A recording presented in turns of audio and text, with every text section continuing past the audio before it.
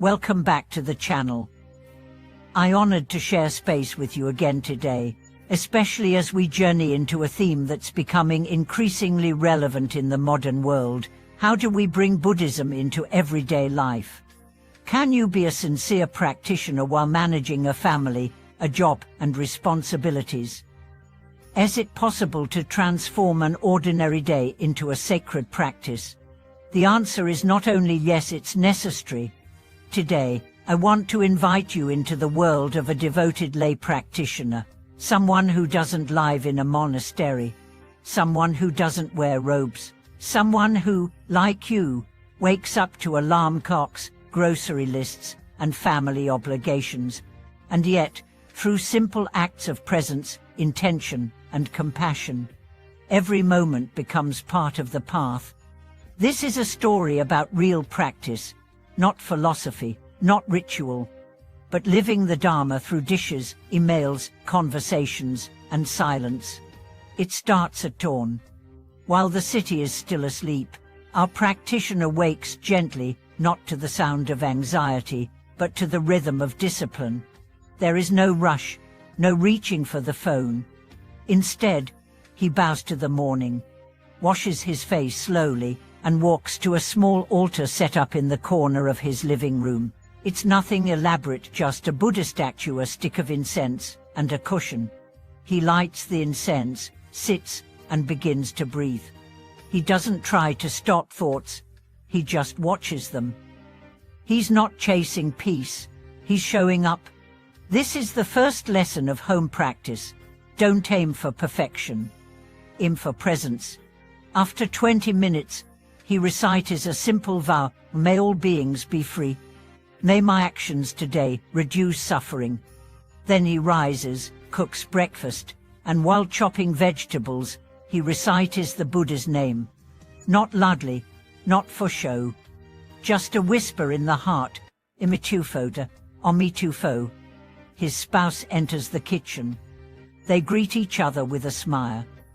No Dharma quotes, just kindness. They eat in silence for a few minutes, not because it's a rule, but because it's a habit of honoring food. Before leaving for work, he bows to his children, not as a ritual, but as a reminder: these are my teachers too. At the office, his practice continues. Emails arrive, meetings begin, deadlines loom, but he works with the Eightfold Path in mind. Right view, right thought, right speech. He doesn't gossip, he doesn't lie, he doesn't manipulate. When frustration arises, he breathes. He doesn't pretend not to feel, he just doesn't feed it. And when a colleague lashes out, he reminds himself, this is suffering speaking. He responds with clarity, not with ego. This is the second lesson. Don't escape the world, bring clarity into it. During lunch, he eats slowly, not to perform mindfulness, but to savor. He thanks the food inwardly, not to be polite, but to remember, this meal came from the labor of countless beings. In the afternoon, he steps outside for a brief walk. Each step, he breathes. He sees the sky, he feels the breeze. Not to be poetic, but to be alive. This is the third lesson. Spirituality is not an activity. It is a relationship with the moment. When the day ends, he returns home. There's homework to help with, dishes to wash, bills to pay. And in all of this, he brings care, not stress, not speed. He folds laundry as if it were his robe. He wipes counters like he's cleaning his altar. Because everything is part of the temple if you treat it that way. Dinner is shared. Laughter happens. Arguments too. But when emotions run high, he listens.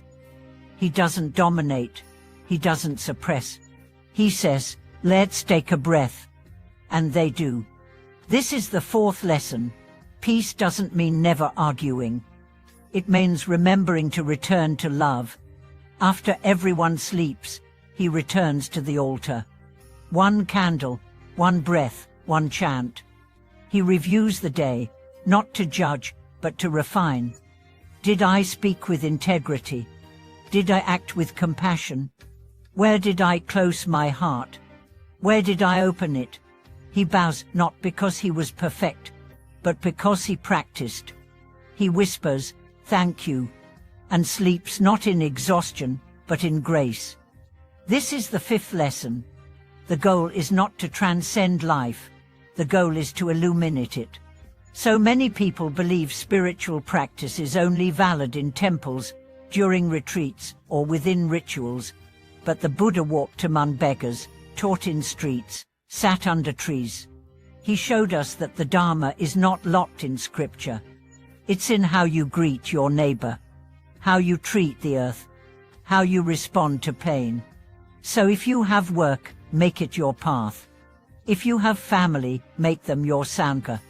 If you have a body, make it your altar. Let me share a story.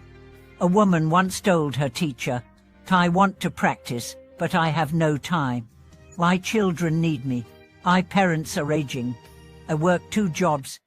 The teacher smiled gently and said, "Then let your life be your practice." And she did. She made bedtime stories into Dharma talks.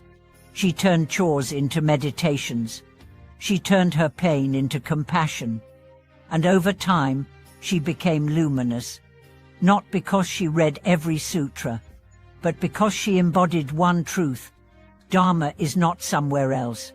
It is right here, in the breath, in the broom, in the bowl.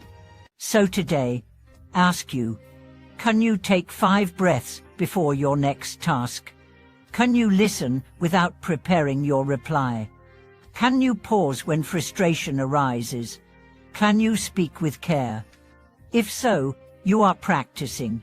And if you do it again tomorrow and the next day, you are becoming free. The lay path is not lesser. It is simply different. And it is deeply noble. Thank you so much for watching this video. If you found peace in this journey through an ordinary day filled with extraordinary presence, please share your own practice tips in the comments. And don't forget to like, subscribe, and turn on the notification bell so you never miss another chance to walk this beautiful path together. Until next time, may your life be your temple, and may every breath be a bow to the truth.